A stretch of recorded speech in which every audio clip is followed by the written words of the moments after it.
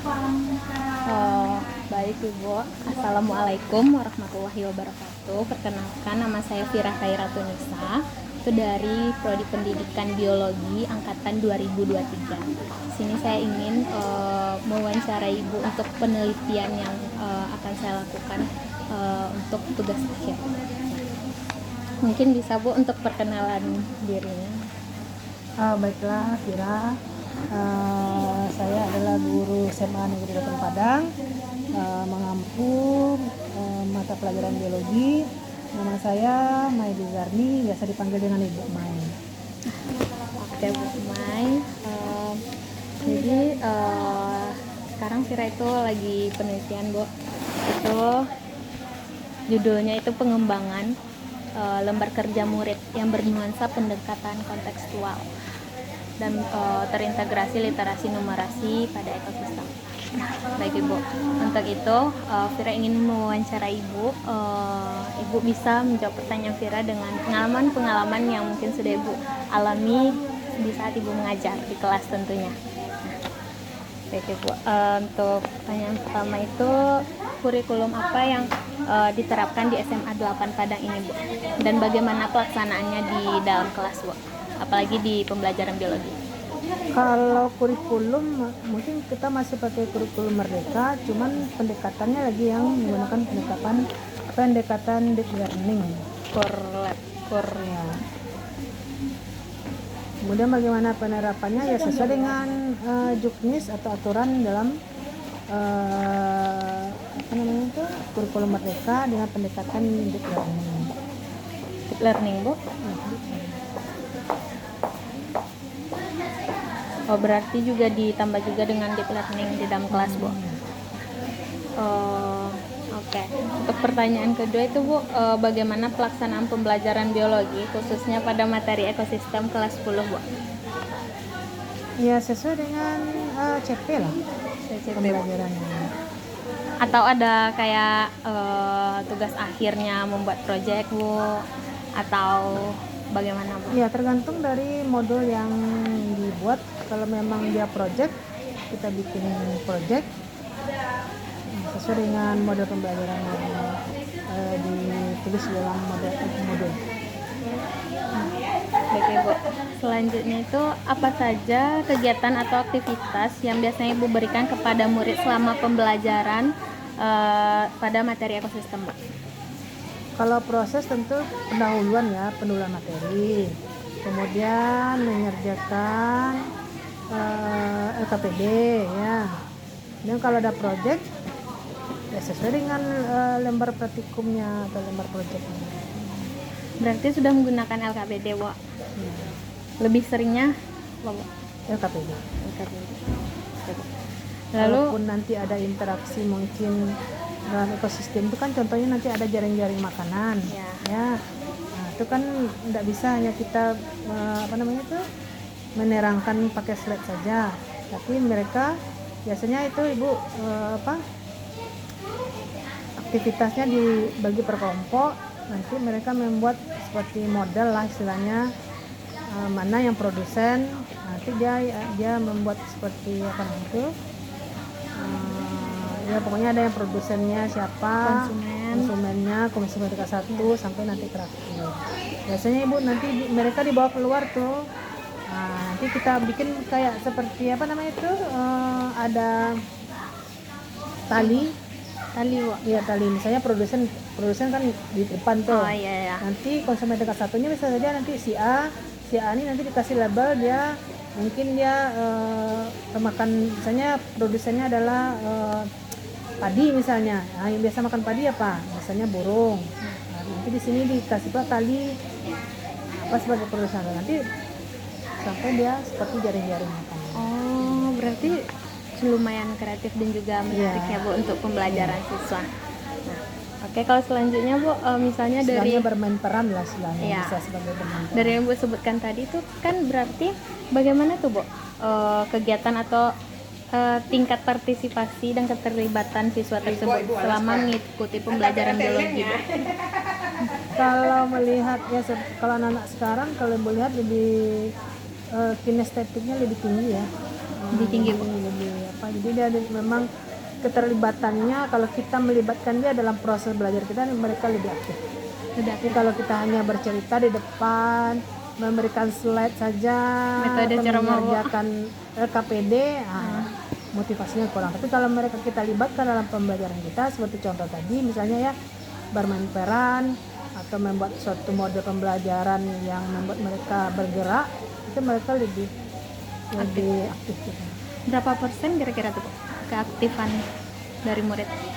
Kalau misalnya kita bikin model pembelajaran seperti itu, rata-rata hampir semuanya, mungkin sampai adalah 90% ada. Ada juga anak yang diam pasif gitu ya. Tapi pandai kita juga akan merayu dia untuk bisa. Makanya setiap anak tuh harus kita berikan perannya gitu. Kalau tidak kita kasih peran ya dia diam saja. Nggak mau juga berpartisipasi, nak, Bu. Berarti emang harusnya guru atau kita tuh Memberikan peran lah kepada mereka, kepada setiap yang pembelajaran bermakna, Bu. Misalnya seperti apa tadi ya, jaring-jaring makanan tuh semuanya misalnya dalam kelompok tuh ada 10, semuanya kita kasih dia sebagai produsen. Konsumennya kan banyak nih, yang makan burung, kemudian yang makan konsumen tingkat 2, semuanya kita kasih peran. Misalnya dikasih ini serigala, ini dikasih burung ini, dikasih ular, dikasih elang. Bagaimanapun pasti dia di mana sih posisi saya. Iya, juga masih ada tanggung jawabnya, nak, Bu. Kalau dikasih peran kayak gitu. Kalau enggak, kalau kayak berkelompok lah, Bu. Ya. Kalau kayak misalnya nih, mereka kelompok serigala, misalnya kelompok ini. Pokoknya intinya gini ya, untuk membuat mereka aktif ya, kita kasih dia tanggung jawab dalam pembelajaran itu. Kalau hanya diskusi saja, kan berkelompok juga tuh. Nah, yang aktif paling itu saja. Misalnya kita tayangkan misalnya ini produsen padi, kemudian habis itu apa? Jawablah kelompok sekian. Paling yang menjawab tuh orang yang biasa aktif juga. Jadi kalau mereka kita libatkan seperti tadi ya, dikasih kita peran dia sebagai ini, mereka akan tahu saya posisinya di mana, konsumen tingkat 1, produsen kah, konsumen tingkat 1 kah, terus seterusnya. Bersemangat ini, Bu. Dan selanjutnya, Bu, apa saja kendala yang Ibu alami dalam proses pembelajaran pada materi ekosistem, Bu? Kalau kendala mungkin ada karena dia materi ini di kelas 1 ya. Mungkin ketertarikan karena ekosistem ini kan biologi nih, kan ke IPA tuh. Ada anak ini yang memang IPA-nya kurang karena memang dia tidak tertarik. Itu saja mungkin. Jadi emang kurang tertarik aja, Bu. Iya, artinya mungkin dia menganggap biologi itu susah gitu karena IPA dia, IPA kan. Jadi menganggap biologi itu menghafal lah beginilah gitu. Ya, hafalan nama Latin gitu ya kan. Latin. Nah, itu aja mungkin kendala. Sebenarnya mengajar kita tergantung kita bagaimana melibatkan siswa dalam pembelajaran kita yang lebih aktif. Selanjutnya, Ibu, apa upaya yang telah dilakukan untuk mengatasi kendala tersebut, Bu? Ya itu tadi, memberikan peran masing-masing kepada siswa tersebut, Bu, agar mereka lebih bertanggung jawab terhadap kerjaan juga yang berarti udah dia di kita kelompok. libatkan dalam setiap proses yang kita ajarkan di dalam kelas. Ada nggak, Bu, model atau metode pembelajaran yang paling sering Ibu gunakan dalam pembelajaran biologi ini, Bu? Kalau model lebih banyak Ibu seperti menggunakan kartu Berbasis masalah, nah, Bu? Model problem based learning, ya bisa. project. Bisa. Yang lebih seringnya apa, Bu? Kalau berbasis masalah ya, bentar ya.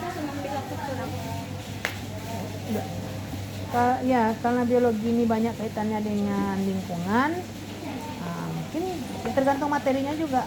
Kalau materinya banyak berhubungan dengan lingkungan, mungkin berbasis permasalahan dalam pembelajaran.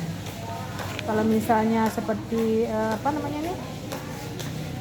tadi kan berbasis masalah berarti Iya, Bu. ada juga misalnya project PJBL yang contohnya kalau di kelas 3 kan fermentasi itu dan metabolisme. Nah, itu kita membuat project misalnya membuat tapai. kemudian membuat donat. Ya, Bu. Ibu kan tadi bilang PBL nak, Bu. Sama juga PJBL. Berbasis masalah sama project. Iya, Yang lebih sering berarti dua-duanya, Bu. kedua-duanya tergantung materinya. Mengapa Ibu memilih itu, Bu? Rasanya itu yang bisa melibatkan siswa dalam pembelajaran kita itu, yang Membuat siswa aktif, Bu. Lalu kalau di kelas misalnya Ibu, media dan perangkat ajar apa saja yang biasanya Ibu gunakan? Kalau perangkat media mengajar itu LKPD ya. LKPD. Kemudian kalau dalam membantu dalam mengajar tentunya menggunakan laptop dengan fokusnya. Ya, kemudian dengan alat-alat labor lainnya. Ya, apalagi ditambah Ibu kelas digital, nak, Bu. Nah ya, kalau digital kan enak cet. Nggak payah lagi kita mencari referensi kan, tinggal buka aja lagi. HP juga, Bu. Tuh. Apakah bahan ajar yang Ibu gunakan tersebut saat ini sudah mampu membantu murid tersebut memahami materi ekosistem secara optimal, Bu? Tergantung siswanya. Siswanya, Bu. Kalau kita sebagai guru kan membuat modul pembelajaran itu kan sesuai dengan kemampuan daya dukung yang ada di sekolah kan, ya, baik itu siswanya, ketersediaan media dari sekolah kita sudah usahakan membuat seperti itu, cuman ya tergantung siswanya lagi gitu. Berarti kalau yang kemarin tuh, Bu, apakah sudah optimal rasa Ibu atau belum, Bu, atau kurang cukup? Kalau optimal mungkin persentasenya ada sekitar 80-90%, itu tergantung, karena ini kelas 1 ya. Kalau kelas 2 mereka kan sudah penjurusan tuh ya. Lebih cepat kita menarik anak, artinya dia kalau kelas 2 ini kan sudah merupakan pilihan dia. Nah, jadi kita mengajar memang orang yang suka kepada biologi gitu ya. Jadi lebih mungkin kalau ketercapaian ketercapaian ilmunya memang bagus kelas 2 kelas 3 karena memang mereka memilih ya. Tapi kalau kelas 1 ini karena dia masih antara IPA dan IPS, itu saja kendalanya mungkin. Jadi dia ada yang tidak suka pelajaran IPA, ada yang tidak ini yang agak mengganggu pencapaian daripada proses pembelajaran kita. Begitu, Bu. Baik, Bu. Tadi kan Ibu bilang kalau media atau bahan ajar yang Ibu gunakan seperti LKPD salah satunya kan, Bu. Nah, di LKPD ini bagaimana Ibu menggunakannya dalam pembelajaran biologi, misalnya kayak di kelas kayak individu kah atau berkelompok mengerjakannya? Ada berkelompok tergantung materinya, ada per individu. Ada per individu, tergantung nanti apanya. Kalau misalnya melakukan suatu kerja kayak project ya, itu pasti menggunakan LKPD yang berkelompok. Oh, project juga ada, Bu? Ya, LKPD, Bu? Ya. Atau praktikum. Kalau praktikum otomatis LKPD-nya berkelompok. Kalau LKPD individu itu lebih cenderung kepada pemahaman materi. Dan itu diberikan per pertemuan. Per pertemuan, Bu. Ya, jadi misalnya pertemuan sekarang ini materinya, maka LKPD-nya ini. Besok misalnya ekosistem itu kan ada pula sub materinya tuh di per sub materi, Bu. materi. Berarti sudah dilakukan di SPM ya, Bu. Menurut Ibu nih, apakah lembar kerja murid tersebut seperti LKPD yang Ibu bilang digunakan saat ini sudah mampu membuat murid tersebut aktif dalam pembelajaran, Bu? Ya, tergantung siswanya lagi. Tergantung siswanya lagi. Ya, itu aktif juga, yang tidak juga. Ya, kembali lagi kepada yang tadi. Tapi lebih banyak yang aktif atau banyak yang aktif? lebih banyak aktif, Bu.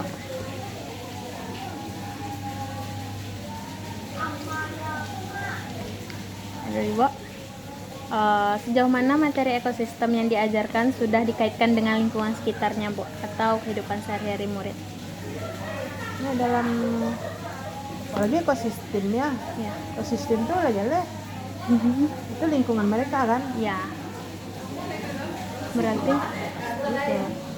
Gitu. ada sering dikaitkan misalnya dalam kehidupan sehari-hari pasti, nah, Bu. Ya karena kayak karena ya ekosistem juga kayak ekosistem di kan, sawah. ya ekosistem berarti lingkungan sekolah, taman melibatkan sekolah. dia dalam, dia kan termasuk ekosistem ya, kan? Iya, iya Bu. Bagian dari ekosistem kan. Jadi menurut Ibu apakah pendekatan kontekstual ini penting diterapkan dalam pembelajaran Sangat materi penting. ekosistem? Kenapa Bu? Karena artinya nih pembelajaran yang dia terima dengan berkaitan dengan kehidupannya, tentu dia akan lebih paham dalam memaknai pembelajaran tersebut. Apalagi karena deep learning ya Bu. Karena ada pembelajaran bermakna, Harus joy, menggembirakan, apa namanya itu, mindful. Ya Bu. Jadi apakah murid tersebut mengalami kesulitan dalam memahami data, tabel grafik atau penghitungan sederhana yang berkaitan dengan materi ekosistem Bu? Kayak data-data yang ada di ekosistem kan juga dihitung nih Bu, ya kan? Kalau misalnya datanya jelas, nggak pasti mengerti. Tinggal kita pandai menyampaikannya. Data jelas, kita pandai menyampaikannya. Kemudian disuruh mereka untuk memaknainya dulu, kan? Bak mau baca tabel ini, ngerti enggak? Baik Bu, berarti kayak penyampaian dari dulu jelas dan juga data-data yang diberikan juga jelas untuk siswa tersebut. Biasanya kalau anak yang apa dia tahu tuh, oh ini apa nih Bu? Ini. Anak yang rajin ya Bu. Menurut Ibu seberapa penting pengintegrasian literasi numerasi dalam pembelajaran materi ekosistem ini Bu? Semakin apa tadi? Berapa Seberapa penting? penting sekali. Sangat penting Bu. Ya. Masalahnya sekarang apalagi UTBK, karena UTBK, ANBK, Ya. tes ANBK, ujian UTBK ya, UTBK apa ANBK namanya itu kan memang melibatkan numerasi, literasi dengan soalnya sangat panjang, kemudian dengan data-data. Maka memang harus belajar itu untuk saat ini. Tidak hanya C1, C2. Jadi mereka biasanya ditayangkan soal yang panjang dengan numerasi dengan literasi yang panjang, kemudian ada numerasinya. Nah, kemudian ilmunya mereka harus bisa menganalisis, belajar menganalisis literasi dan numerasi yang ada pada soal. Kadang kan ada juga tuh Bu, siswa yang kayak bosan membaca Bu. Jadi kalau hitung-hitungan tuh cepat gitu Bu. Jadi kayak dikaitkan harus gitu. Harus dilatih karena memang ya. soal-soal yang hadir sekarang memang ada literasinya, ada numerasinya. Memang mereka tuh panjang soalnya Bu, itu nah itu yang kita itu latih PR kita tuh supaya mereka ini bisa literasinya lebih bagus, sama bisa memahami, menganalisis numerasi kaitannya dengan literasi. Oke Bu, untuk pertanyaan terakhir nih Bu, menurut Ibu apakah perlu dikembangkan lembar kerja murid ini yang bernuansa pendekatan kontekstual terintegrasi literasi numerasi pada materi? Sangat perlu. Mengapa Bu? Ya karena yaitu bisa dikaitkan dengan kehidupan nyata mereka pasti lebih tertarik dan lebih paham untuk materi yang ada. Lanjut Bu. Oke Bu, berarti dari wawancara ini itu di sini Ibu menggunakan kurikulum Merdeka ya Bu? Ya, tapi pendekatannya deep learning Bu. Kalau nggak salah Ibu ya. Ya Bu. Masalah nama kurikulumnya belum ada ganti-ganti. Yang namanya katanya kurikulum Merdeka tapi deep learning gitu ya. Gitu Bu. Yang jelas kan tidak ada kurikulum deep learning kan tidak ada. Ya, nggak ada Bu. Nggak ada kan. Kurikulumnya tetap kurikulum Merdeka tapi pendekatannya deep learning. pendekatan atau apa tema deep learning yang nomor 3 itu ya. Oke Bu. Mungkin hanya sekian wawancara kita hari ini Bu. Terima kasih atas kesempatannya untuk bisa diwawancara Bu. Kita ucapkan terima kasih Bu. Terima kasih kembali. Semoga sukses ya. Amin. Terima kasih Bu.